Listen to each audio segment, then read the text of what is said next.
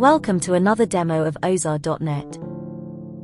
In this video, we'll install the latest version of PHP using Homebrew on macOS Big Sur, also known as macOS 11.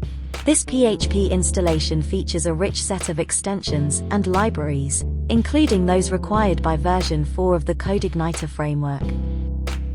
In a previous video, we've already installed Homebrew on a fresh copy of macOS Big Sur. Now in the Mac terminal app, I'll simply type brew install PHP in the command prompt, and then hit the return key. In this process, my user account needs to have administrative privileges. This installation may typically take a while, although in this video we fast-forwarded some parts for the sake of brevity. Depending on your system and internet bandwidth, it can take up to an hour. Therefore be patient, and do not interrupt the installation to avoid polluting your system library directories with intermediate premature installation files.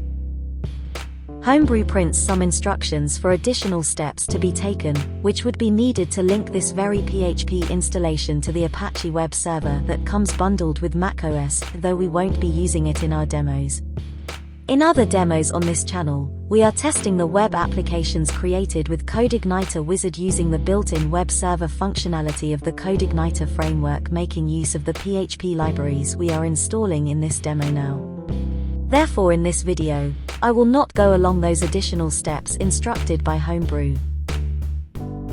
However, I'll save the entire terminal output to a log file in text format.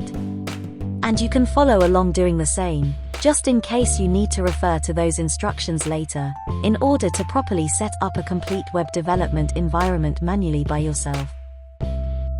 Now that our PHP installation is complete, in another video on this channel, we'll be demonstrating how to run a web application created with CodeIgniter Wizard on this configuration, so be sure to subscribe to our channel.